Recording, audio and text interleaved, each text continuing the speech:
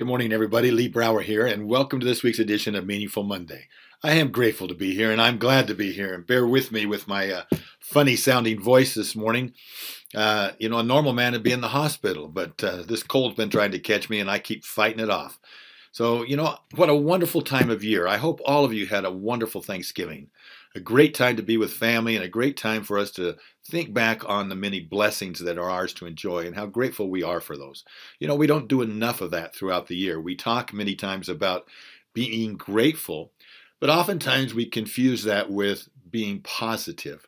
And they're both phenomenal. They're both great. They're both necessary and they're both needed. But when you're grateful, it moves you into a completely different space than being positive, because gratitude, true gratitude, really is the ability to think about others and to put yourself in their shoes and to be able to really reach out and do things for other people without expecting anything in return. And what a great time of year to do that.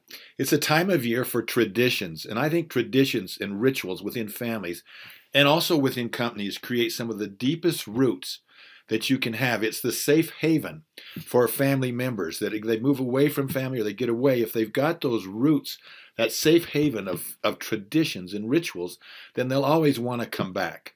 So we've been a family that has been trying to develop more and more rituals to not only identify them, but to name them. Once you've named them, they become that much more powerful. So we have a couple of traditions I've shared with you before, but let me review them. Every year at Thanksgiving, we bring out a white tablecloth.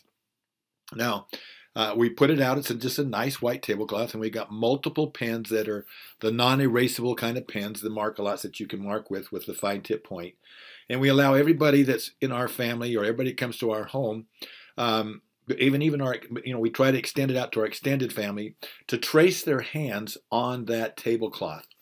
And when they do that, we've learned over the years, when we first started, we would say, trace your hand and write something that you're grateful for this year. But typically what they would write, which is okay because they move from feelings as I'm grateful for my family, I'm grateful for my health, I'm grateful for all these wonderful things. We moved that a couple of years back to write down an experience that we're grateful for that happened over the last year, because then you collect stories.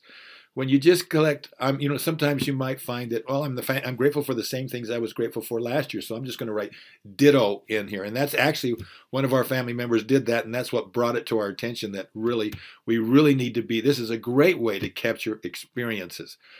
And so trace your hand on the tablecloth. Put in colors, color it if you want to. Make sure you put your name and date at the bottom of it. And then some people write experiences on each of their fingers, or they color the color of the nails. They'll write in different places, and maybe it's just one experience that they want to be extended on. But we've done this now for 8 or 9 years at least, and we've got several tablecloths. We can get about 3 years of these big tablecloths with our whole family and some extended family on it. You'll find sometimes the younger kids come back, and I can't believe that we let so-and-so sign that, my old girlfriend or my old boyfriend. The little kids will come in and measure their hand from the year before and just kind of get a giggle. They'll go back 3 or 4 years, and we'll put them out so they can go and measure their hands from the years before. And my father, when he passed away 2 years ago, on the back of his program was the last hand that he traced. And what a wonderful memory that was for us. Some of the other memories that we're starting to create. We do a thing called Thanksmas, and for you families that are getting bigger and you have children trying to make choices on where they want to go and spend the holidays, we don't want conflicts. We want to have an open door policy. Anybody who wants to come here is always welcome, and we don't want them to feel bad or obligated. So other than on Thanksmas, and that's usually the first or second weekend in December, and where the whole family gets together, with the in-laws and everybody. We take a picture on the same couch every year, and we can kind of see how that's grown or shrunk or grown depending on where people are, what they're doing. And then we also have the hand on the napkin experience. But we've added a new one last year where we videoed everybody that was there, especially the little kids down to 2 years old. Not much of a video for a 2-year-old, but just smiling in there. But the intention is to create this lifetime of videos. So our lifetime video experience, the LVE basically is and the kids are already looking forward to it, is to sit down with couples and have them chat with each other, or if they're individuals, have them just basically say, what am I grateful for throughout this last year? What was the most exciting thing that happened last year? What did you learn from that?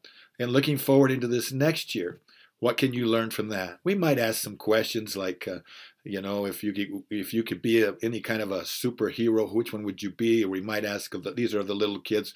We might ask them, what do you want for Christmas? Or we might say, if you could give Jesus a present, what would you give him? And one of the cutest answers last year was from one of the little tiny girls, and she said, one of our little tiny granddaughters, she goes, I'd give him a lamb. How cute is that? It's just the sweetness, but what we're going to do is we're going to stick each year together. So we're hoping that 20 years from now, we can take a look at one of our grandchildren and you can just see them recorded every year. The recording only lasts a minute or two. So we'd have 20 minutes over 20 years of recording, watching them kind of grow through it. But these traditions are so powerful, and rituals are so powerful. So during this time of the year, I want you to think about two things. What is it that you always do that's a ritual? And how can you name that? Once you name it, it gives it value, and that value then becomes something that you can pass on and will outlive you, and it'll outlive you for multiple generations. Would you be willing to share with all of our viewers? I mean, when you have a tradition, send it in. Make a comment to this video. Send this video out to others. Let's see how many new traditions we can see that other people are doing. And if they haven't named them yet, come up with a name for them. Let's put it out there. Let's see how far this video can go. Okay? Have a wonderful week. Make it as meaningful as you can, and I'll talk to you next week. Bye-bye.